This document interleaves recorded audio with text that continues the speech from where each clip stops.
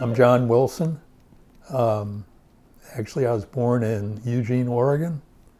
I got into officiating because my kids were swimmers. And age group swimming is a pretty boring thing to watch. And the first meet I went to, I thought I was going to die. And then I thought, well, this will end soon.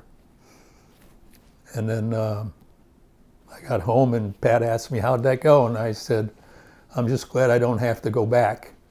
And she said, well, yeah, there's another session tomorrow. And I was going to complain, and then I realized, well, tomorrow was a Sunday, and there's never enough time to read the Sunday paper. So I took the Sunday paper with me the next day.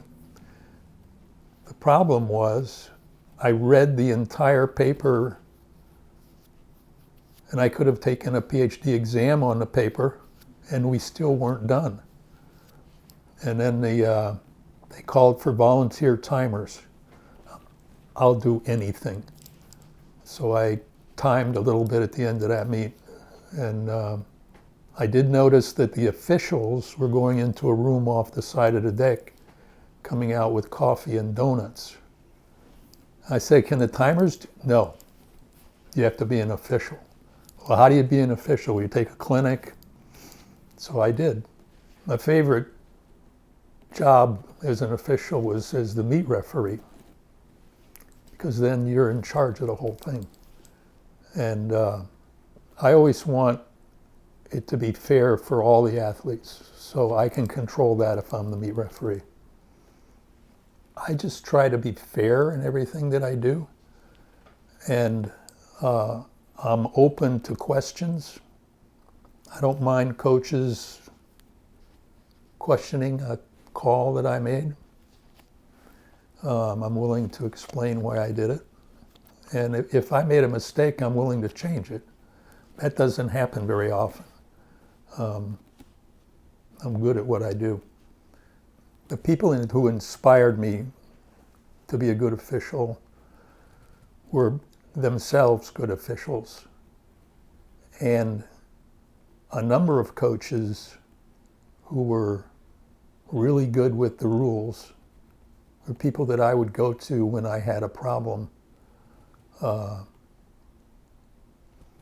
because I trusted them and they trusted me. So we could have a good conversation about the rules. But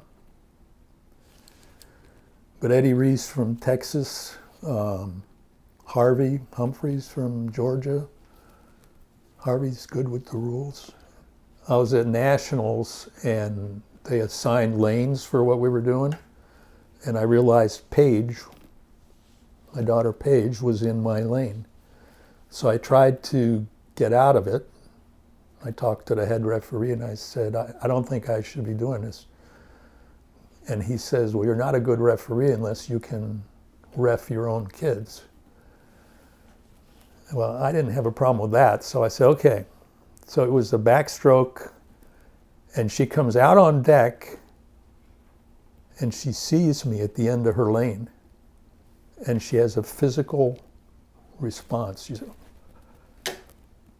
and then on the first turn, she totally blew her turn because she was trying to be so careful, because she knew if she did it wrong, I would DQ her.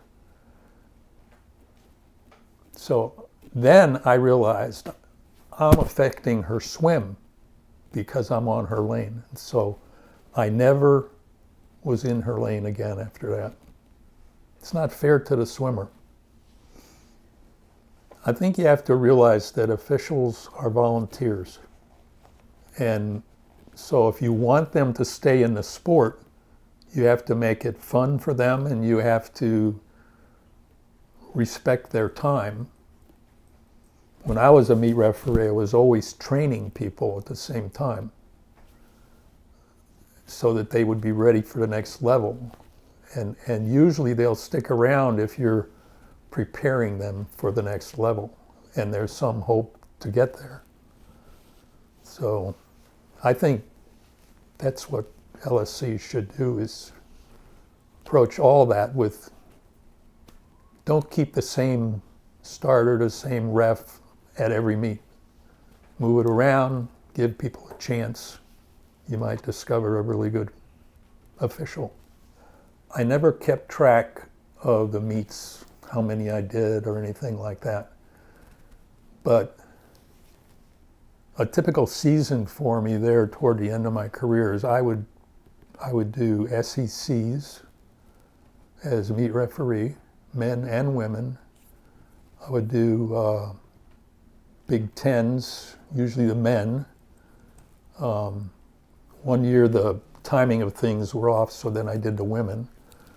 A swim meet's a swim meet. They're all the same when you get down to it. So going from one SECs to Big Tens, it's no big deal. I think the stress level, I mean, it's the Olympics, it's a big deal, but it's just another swim meet. And if you realize that, then it's not so stressful.